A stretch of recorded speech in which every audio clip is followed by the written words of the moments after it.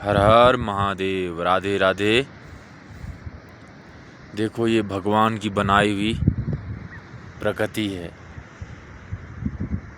ये भोले बाबा का धाम है।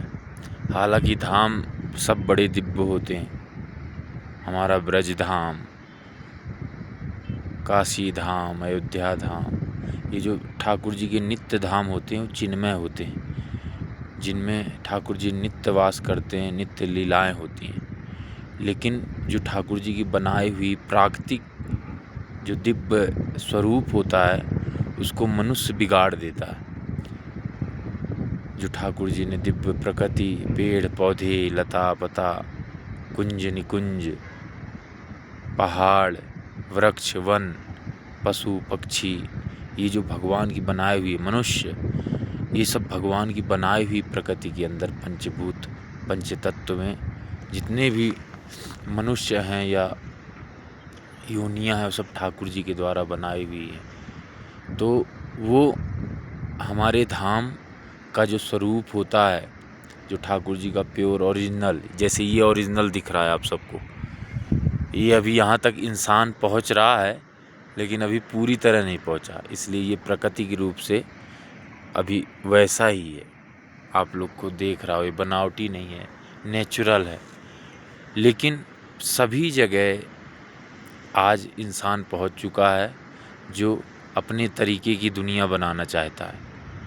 और सबसे बड़ी हमारे जीवन में जो विनाश की स्थिति है वो आज इंसान ने खुद पैदा की है। उसने भगवान की बनाई हुई सृष्टि को अपने तरीके से बनाना शुरू किया, उसको बिगाड़ के, पेड़ काट के वहाँ बिल्डिंग बना देना, जीव जंतुओं को मारना,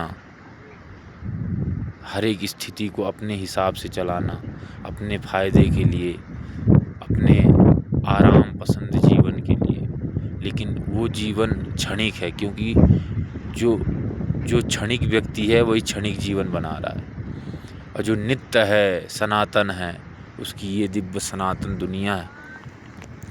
तो संसार में वो सनातन तो कभी ख़त्म नहीं होगा, लेकिन संसार में जो मनुष्यों ने अपने तरीके के तौर तरीके अपना के जो अपनी दुनिया बनाई है वो ज़रूर ख़त्म होगी।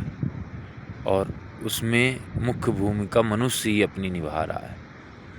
तो कहते हैं धाम तो नित्य है, हमेशा नित्य होता है, लेकिन धाम का स्वरूप वो जो दिव्य महापुरुष होते हैं वही जानते हैं, वो दिखता नहीं। और अभी जो है ये देखो नेचुरल चीज़ यहाँ दिख रही है, जो अगर यहाँ इंसान आ गए पूरी तरह तो बड़ी बड़ी बिल्डिंग बन जाएंगे। हालांकि एक बार यहाँ बन चुके हैं। वो सामने बाबा का मंदिर है और यहाँ पे बिल्डिंगें बनी थी जो कि 2013 की जो आपदा आई थी उसमें बह गई थी।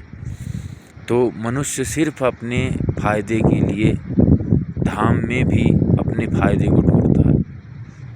उसको सिर्फ ये होता है कि हमारा फ़ायदा कैसे हो।